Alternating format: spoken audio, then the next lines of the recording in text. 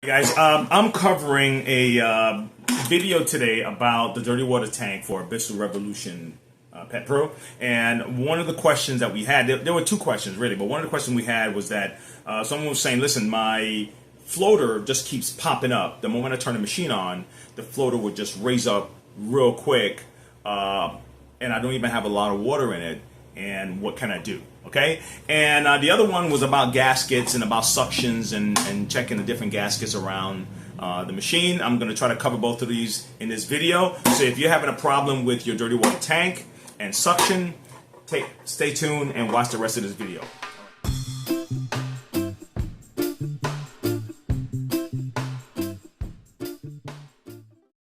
Welcome back. All right, guys, who's ready for 2024? Well, I am. It's not even that there's a physical, indicator that you're in 2024 other than like dates and that you have a celebration. It's not like every year there's a new color in the sky. So, this is the year of the purple sky kind of thing. It's just another day, but it feels good. It's, rejuvenating. It's refreshing. So I'm ready. Hope you're ready. I hope you guys will be positive and safe. And let's move on into this video. Listen, if you're brand new, please subscribe. And if you're a subscriber already and just kind of checking me back again to see what else is up, thanks a lot for your support. Thanks for the entire year, guys. I appreciate it. Love you guys. You guys are the best, okay? So here we go. I had a video previously about the clean water tank, and we were covering the gaskets, okay? We were covering the difference in the different gaskets and why this is important and the position the gasket is on and all that stuff. But I think the people that were watching that video had other questions that we didn't talk about, so I figured let's get into it here, okay? So I'm going to talk about the dirty water tank on the Bissell Revolution Pet Pro, and I believe this also works for the Bissell Revolution, okay? I don't think the tank is really that different, okay? So let's take a quick look.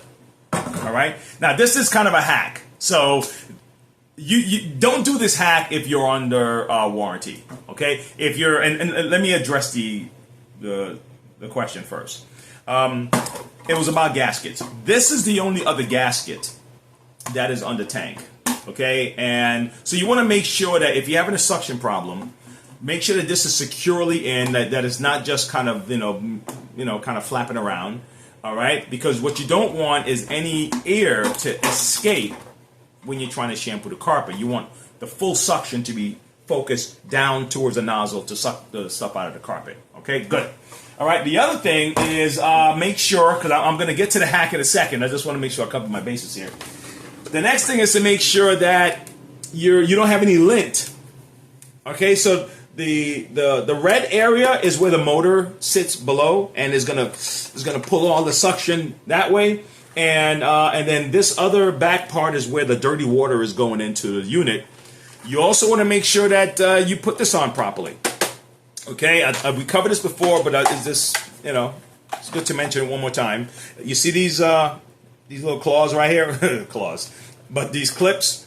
Just make sure you put those in first before you snap in this. This way you can make sure this is properly sealed off and all the suction is going where it's supposed to. And the other thing is to just make sure that there are no holes and cracks in this lower hose here. And and that's like covering those bases. All right. Now, if all of that checks out okay and you're still having a problem, then the next thing is to get the tank replaced. Okay, I'm sticking by the book right now. Okay, so if you're under warranty, talk to Bissell. Let them replace your tank. They'll probably direct you to a service center, or maybe they'll work something out where they'll ship it to you. Okay. The other part is, if it's out of warranty, I would recommend replacing a tank. Buy another tank if you're having that problem. The question, it automatically raises up. And the what do you call that? The floater automatically raises up and it cuts off the suction, and then all of a sudden the person have to do something and wiggle it or whatever to get it to clean again. This floater is really designed that when the water is rising,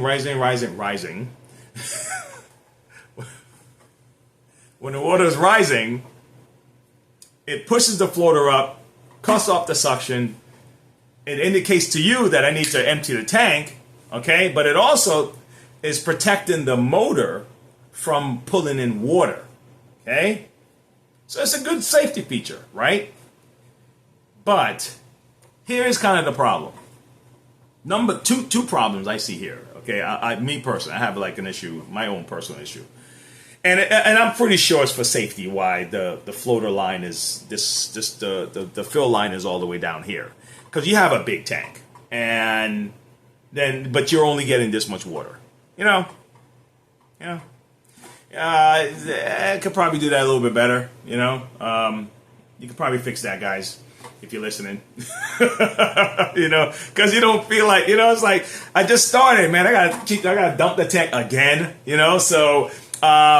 But with this new hack I'm going to show you, you might be able to raise this fill line a little further up, so you can get more work done. But do this at your own risk, number one.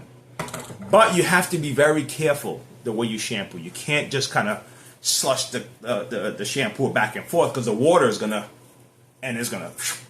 into the tank. It's going to get sucked into the tank.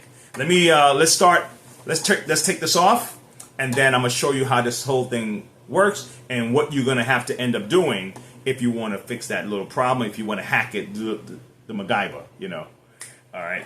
Old school MacGyver, okay? Old school MacGyver from the 80s, all right? Okay. So here we go. Let's take this off.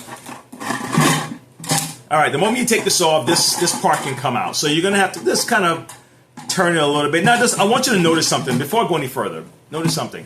That, you see that little notch right there, or that little gap? Okay, this little, where is it? Can you see it? That there? Okay, that's supposed to slide up in there. So when you do put it back up, just kind of make sure you realign it, and it slides back up in there properly. Now, to get this out, you may have to just do a little bit of twisting work. Okay, and then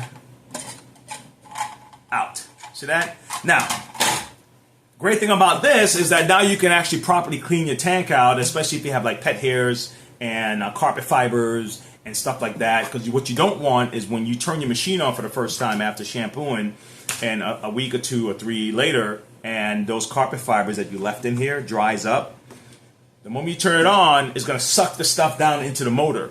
That's what that filter is there for, to prevent that from happening, but stuff will get through. Okay, and that will mess up your machine, or even affect your suction. Okay, because you have too much, pet hair wrapping around the fan blades of your motor. Okay, all right.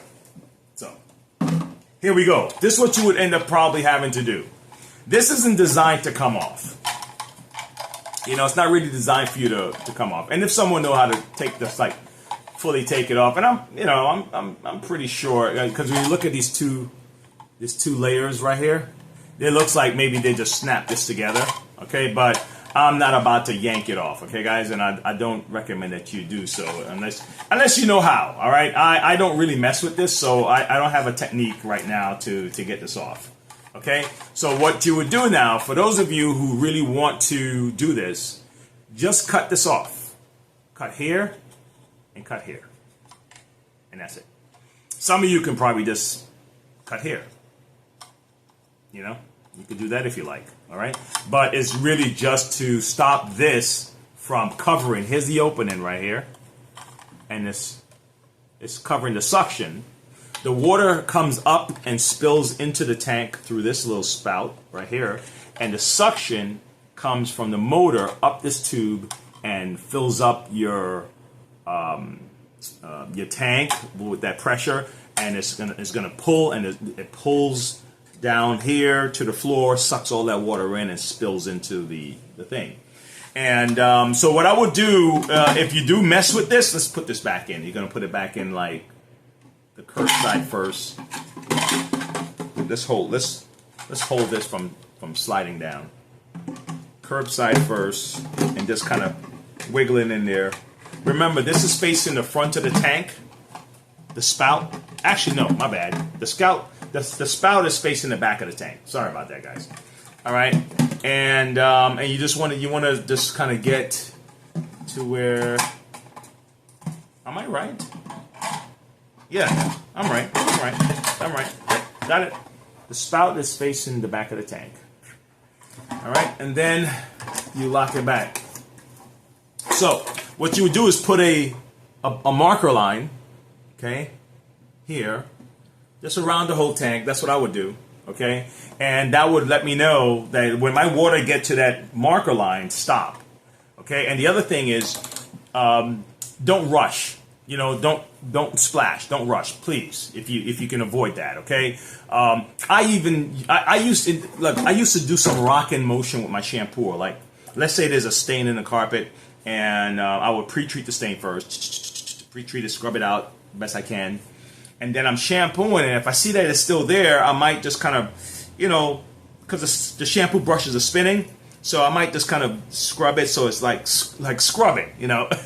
Scrub. Okay, so scrubbing, but even that is probably a bit too much for what you want to do, because you don't want the water splashing back and forth like an ocean wave splashing against the rocks. You don't want that, because that splash will get into your motor.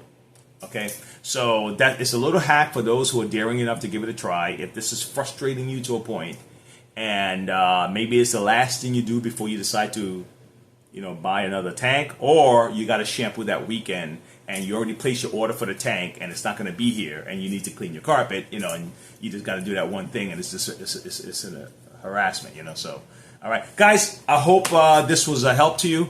I pray that you guys have a fantastic new year.